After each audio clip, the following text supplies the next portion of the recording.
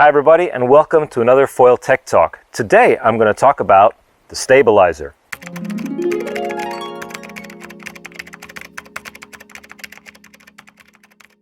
Hi, before we get started, I would really appreciate it if you subscribe to the channel. If you haven't done so yet, you can do so by clicking on that button down there. Again, I really appreciate all my supporters that have bought me coffee before. And if you'd like to also become a supporter and buy me some coffee if you like the content, the description is in the link below.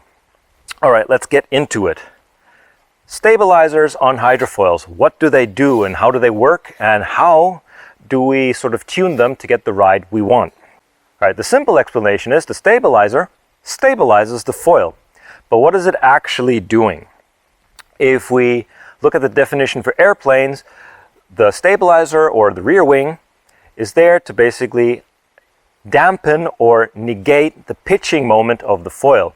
Let's not get too technical on this, but the pitching moment is essentially when the foil decides to sort of change direction. So for example, pitching down means sort of the tail raises up, the nose points down. You can also pitch to the side, which we call roll, and then there's obviously that yawing change. In theory, the wing by itself, the front wing, can work up to a certain speed perfectly fine without the help of the stabilizer. However, at any given speed for that profile that's used in the wing or the wing shape, it will eventually have a downwards pitching moment. That means that the nose will drop at a certain speed.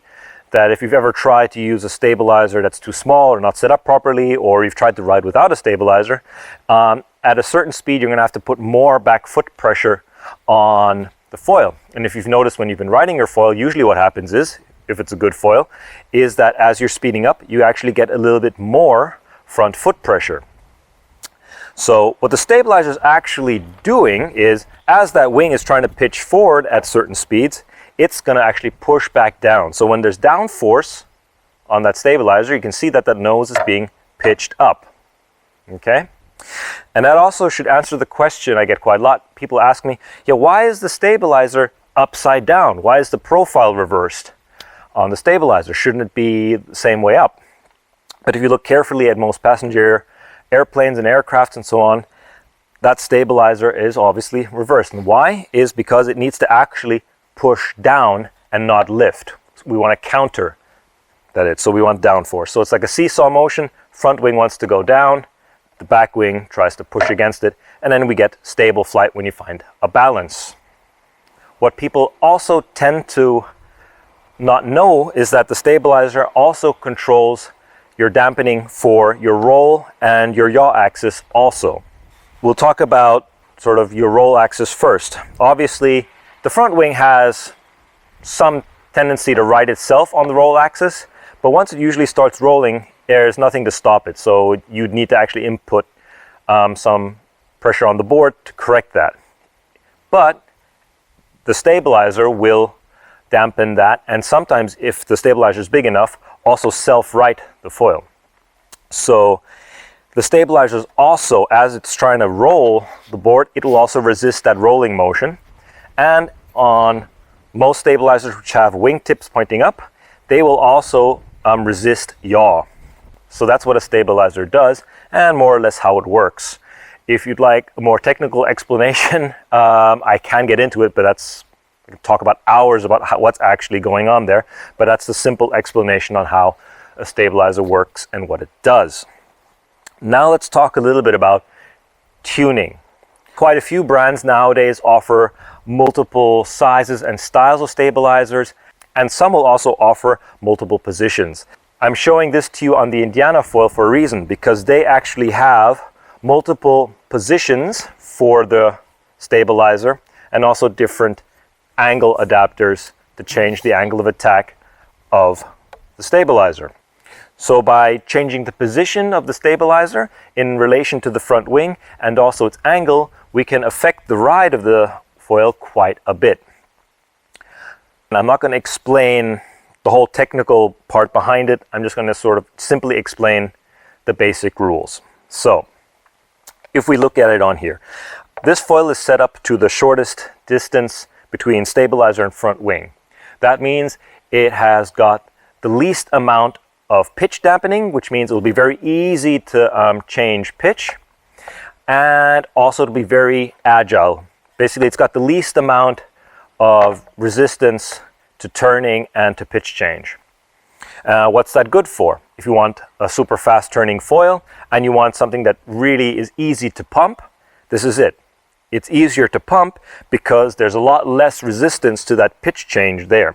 The longer you make your fuselage, or the distance between the back and the front wing, the more force you will have to put into the foil to actually get it to change pitch and rise up. So when you're pumping it, the shorter fuselage allows you to do that with a lot less energy. It makes a big difference if you're trying to pump larger distances, especially with the big wing. It saves a lot of energy because you're not actually having to push as hard on the board to do that. However, that comes at a cost because you're giving up control and stability when you do that. When you move the stabilizer back a bit more, so farther away, you gain some stability, and especially on the pitch resistance, you gain quite a bit of pitch stability, so it's easier to ride the foil in a straight line. So for beginners, we typically recommend that they start with the longer fuselage and a little bit higher angle of attack on the stabilizer. That way they get a very easy ride because it's really auto-stable in that sense and doesn't need so much correction and input from the rider. Next to that, we also have the different angle of attacks, obviously, of the back wing. Indiana offers, I think, 3 different stabilizer angles, like 1, 2, and 3, and other brands also offer different amount of shims, as we call them, to change the angle.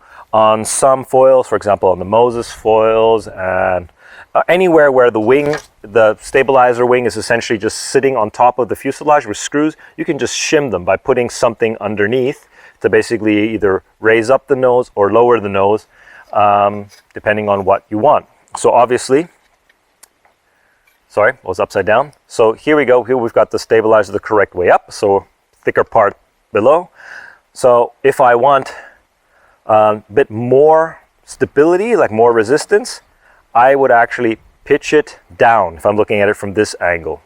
If you've got your foil lying with the board down, so the foil's sticking up, then obviously it'd be the opposite way around, and there I'd actually want the stabilizer to pitch up. Yeah, because when it's in the water, it's going to be like this, and then we want it pointing down.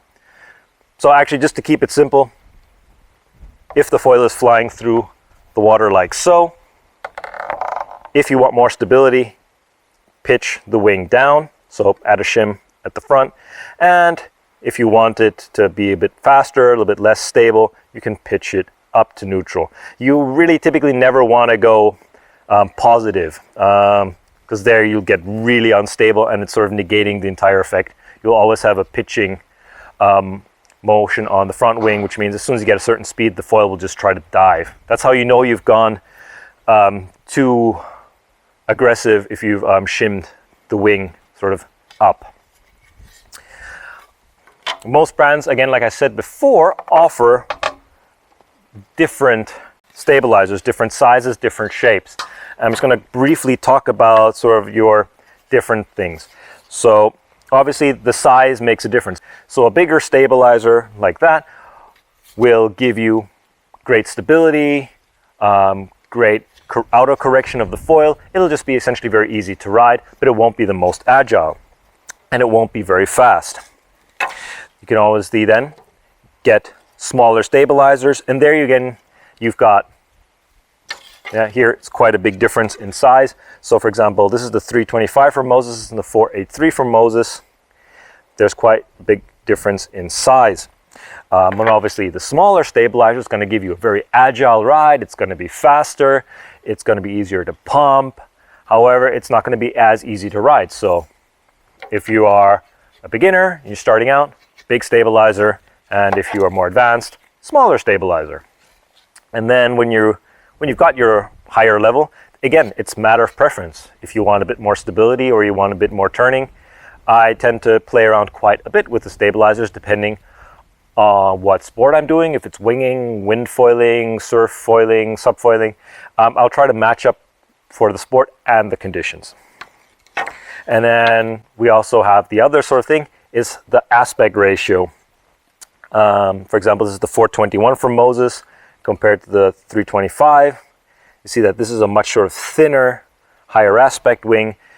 These typically tend to be faster, are actually more roll stable, but they're a bit more pitchy. So they're actually great for pumping and sort of general sort of wave riding. What they're not so good at is sort of yaw stability and control.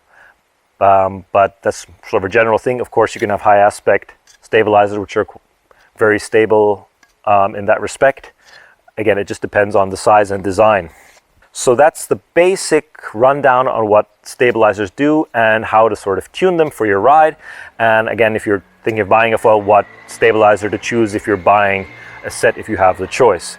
If you have any questions or if you'd like me to go into any more detail about foiling and stabilizers, you can put that in the description below and I will either answer it there, or if it's a topic that a lot of people are asking for, I can make another video.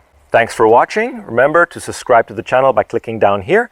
And remember, I appreciate coffee, so check out the link below if you would like to buy me a cup of coffee. Have fun, see you on the water, rock on.